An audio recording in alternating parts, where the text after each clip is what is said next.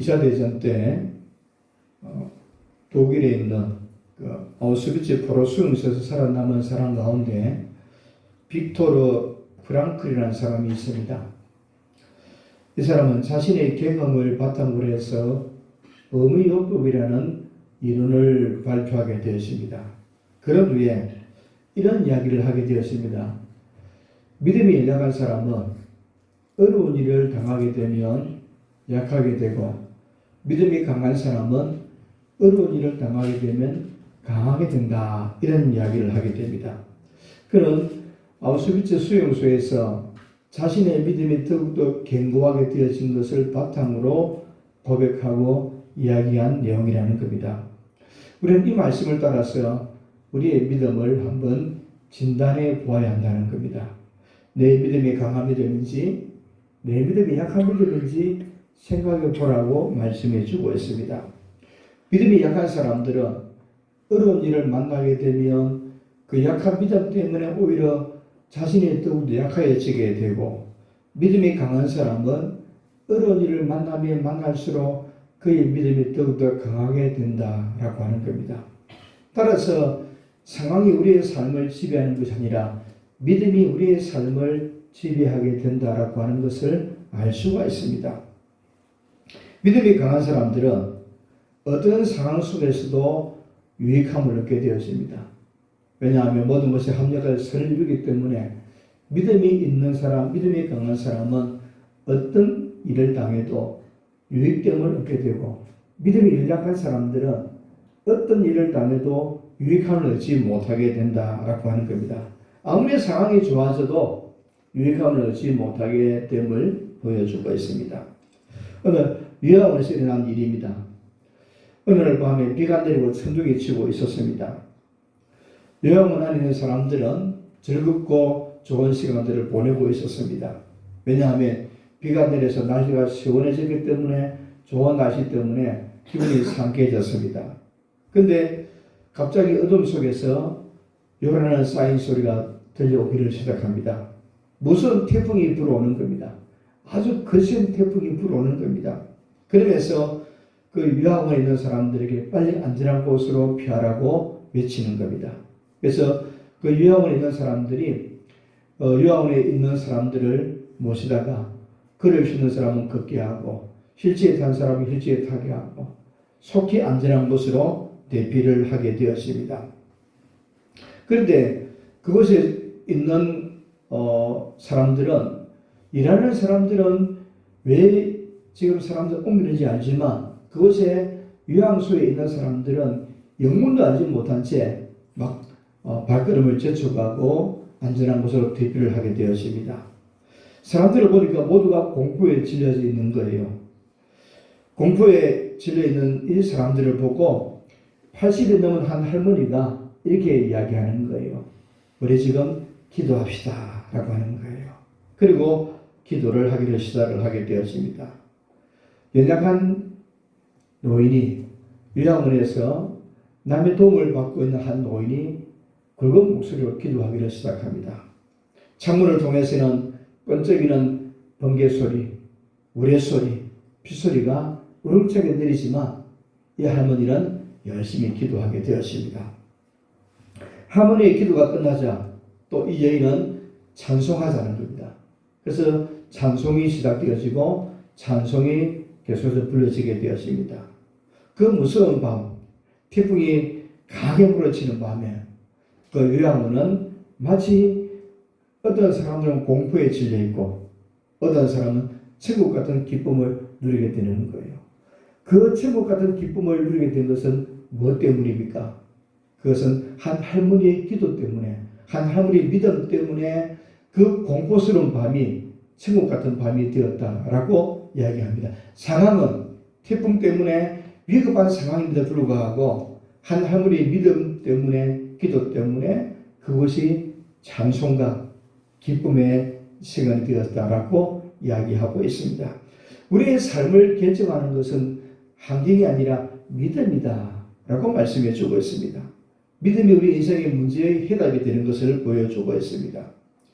삶의 문제가 많아지는 것은 환경 때문이 아니라 우리의 믿음이 연약하기 때문에 말한 어려운 일을 당하게 됨을 보게 되었습니다. 그래서 오늘은 더 큰 믿음이 해답이다. 이런 제목으로 말씀을 생각을 해보려고 합니다. 첫 번째로 우상은 우리를 구원하지 못한다는 겁니다. 우상을 섬기는 것은 우리를 구원할 수 없다라고 하는 겁니다. 모세오경, 창세기, 출애굽기, 레위기, 민수기, 신명기를 보면 거기에 계명들이 나옵니다. 그 계명의 수를 세하려보니까 613가지가 된다라고 하는 겁니다. 613가지의 계명 중에서 없는 것이 있는데 무엇이 없는가 하면 무신론에 대하여서 경계의 말씀을 주지 않는다는 겁니다. 약 50개 정도는 우상을 섬기는 일에 대하여서 하나님이 경계의 말씀을 주는데 무신론을 섬긴다거나 무신론에 대하여서 책망의 말씀을 주지 아니한다라고 하는 겁니다. 왜냐하면 사람들은 무언가 믿어야 산다는 거예요. 사람은 누구나 자기 마음속에 신을 섬기고 살아간다라고 말씀해 주고 있습니다. 사람들은 믿는 것이 없이 살아갈 수 없다라고 하는 겁니다. 그러기에 무신론은 없다라고 하는 겁니다. 그래서 성경은 무신론자에 대해서 설명하지도 않고 책망하지도 않고 말하지도 않는다는 거예요. 사람을 만드신 하나님은 사람의 마음에 어떤 신을 섬기지 않고 산다라고 하는 것은 있을 수 없다라고 하는 것을 전제를 두고 무신론자에 대해서 말하지 않는 거예요.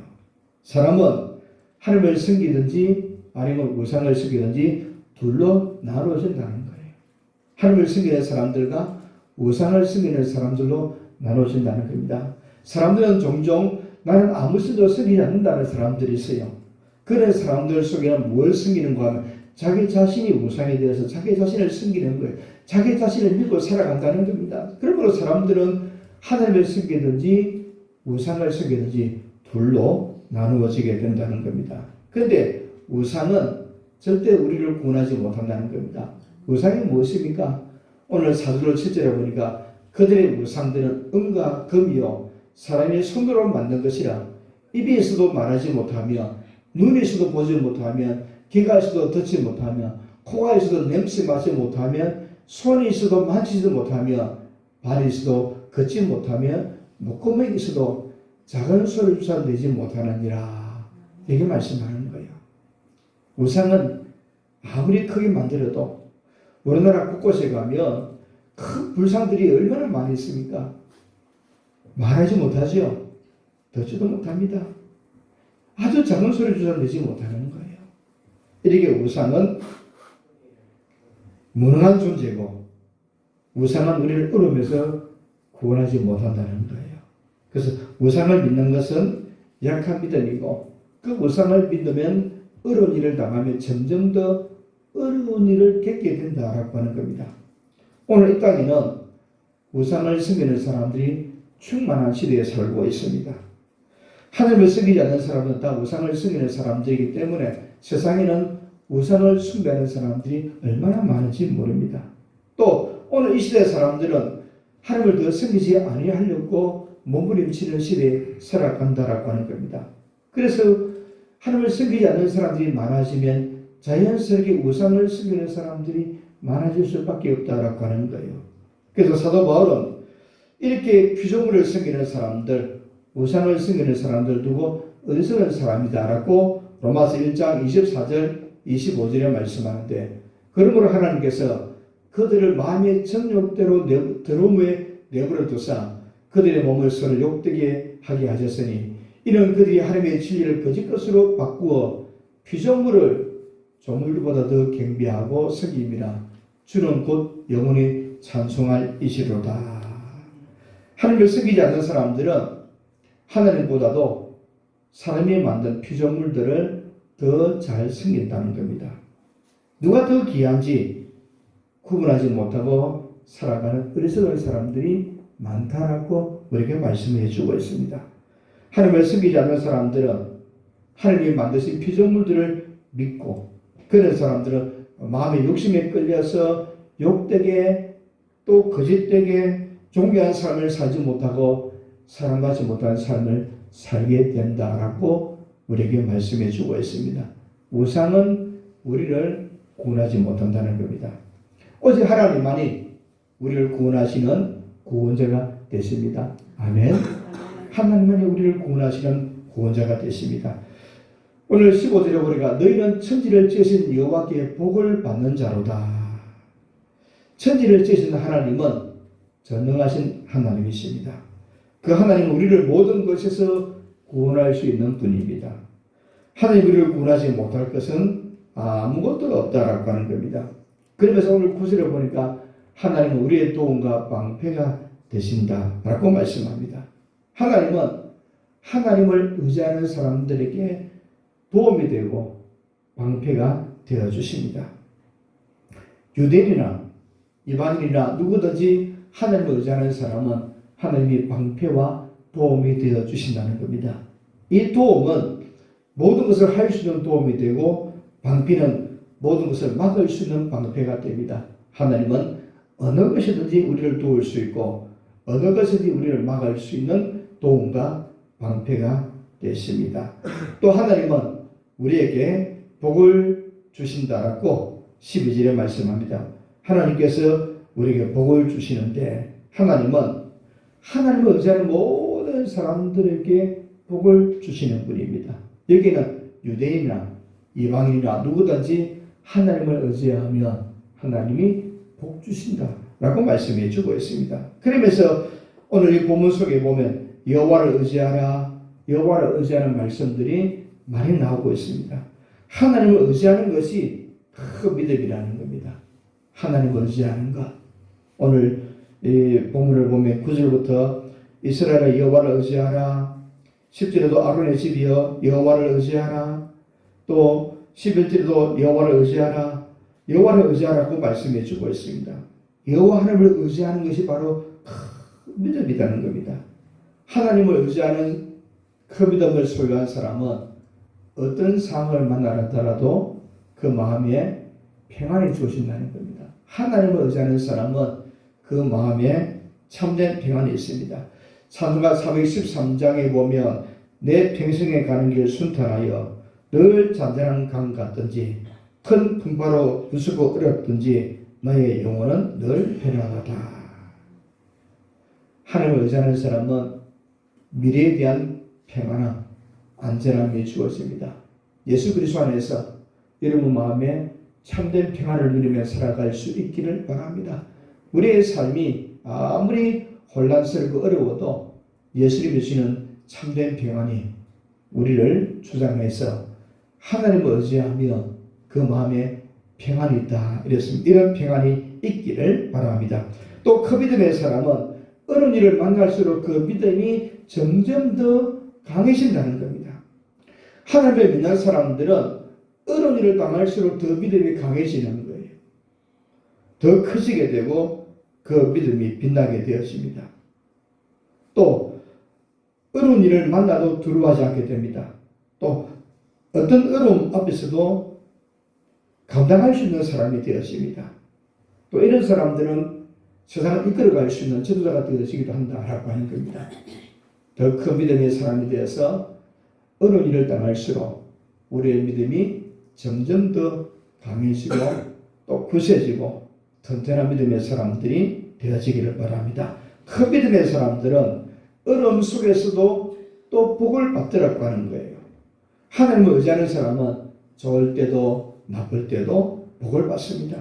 하나님을 의지하는 사람은 쉬울 때보다도 어려울 때 더 큰 복을 받게 되더라 이렇게 말씀하고 있습니다. 우리가 항상 하나님을 의지해서 하나님이 주신 평안 또 믿음 복이 있는 저와 여러분이 되어지기를 바랍니다. 잠언에 이렇게 말씀합니다. 잠언 29장 25절에 사람을 두려워하면 올무에 걸리게 되거니와 여호와를 의지하는 자는 안전하리라. 사람을 두려워하면 올무에 걸리게 되지만 하나님을 의지하는 사람은 안전하게 된다라고 했습니다. 사람을 두려워하지 않는 자는 하나님을 의지하지 않는 사람은 우상 숭배하는 사람들입니다. 사람을 두려워하는 사람, 하나님을 의지하지 않는 사람은 우상 숭배하는 사람인데 아무도 믿지 않는 사람들도 자기 자신을 믿기에 우상을 숭배하는 사람들입니다. 우상을 섬기는 사람들은 다 올무에 걸리게 되더라. 이렇게 말씀하고 있습니다. 여호와를 의지하는 사람들은 안전합니다. 언제나 우리의 문제를 해결하시고 우리의 삶을 도와주시는 분은 하나님이십니다. 하나님을 의지하시기를 바랍니다. 우리 옆 사람을 보고 이렇게 인사합시다. 하나님을 의지합시다. 또 이렇게 합시다. 하나님을 의지해서 어려운 일 가운데서도 큰 믿음의 사람이 됩시다. 아멘. 큰 믿음의 사람은 하나님을 의지하는 사람입니다. 하나님만 의지하고 살아가는 저와 여러분들이 되기를 바랍니다. 마지막 세 번째로 우리의 믿음이 큰 믿음의 사람인가 아닌가를 어떻게 알 수 있는가? 우리는 큰 믿음을 가져야 되고 살아있는 믿음을 가져야 되겠고 또 믿는 대로 되는 믿음을 가져야 되겠고 그러기에 믿음이 중요한데 그 믿음은 여호와 하나님을 의지하는 믿음이다 라고 했습니다. 우리가 어떤 사람이 되려고 애쓰는 것도 중요하지만 믿음의 사람이 되려고 애쓰는 것이 더 중요하다는 겁니다. 하나님을 잘 믿는 믿음의 사람이 되어야 되겠다라고 기도하고 애써야 됩니다. 사람들은 내가 어떤 사람이 될까를 궁금해하지만 내가 어떤 믿음을 가지고 있는가는 생각지 않을 때가 많이 있습니다. 내가 어떤 믿음을 가지고 있는가를 늘 생각하고 살아가는 것이 더 중요합니다. 그래야 더 큰 믿음을 가질 수 있다라고 하는 겁니다. 그래서 우리가 믿음을 가지고 있는가 가지고 있지 않는가를 알 수 있는 것은 어려운 일을 당해보면 아는 거예요. 어려운 일을 당해보면 그때 참된 믿음이 나타난다는 거예요. 사람이 고난을 당해보면 그 사람이 믿음의 사람인지 아닌지를 밝히 알 수가 있다라고 하는 거예요. 믿음의 사람들은 어려운 일을 당할 때 하나님을 더 의지하고 하나님께 기도하고 부르짖고 찾게 된다라고 하는 겁니다. 사람은 어려운 일을 만나면 대부분의 사람들은 자기가 믿는 사람들을 찾아갑니다. 사람들의 도움을 구합니다. 그런데 우리는 어려운 일을 당하면 하나님께 나아가야 됩니다. 어려운 일을 당할 때 하나님을 찾는 저와 여러분 되기를 바랍니다. 그래서 우리의 문제를 풀어주시는 분은 하나님이십니다. 우리의 삶을 해결하시는 분은 하나님이십니다.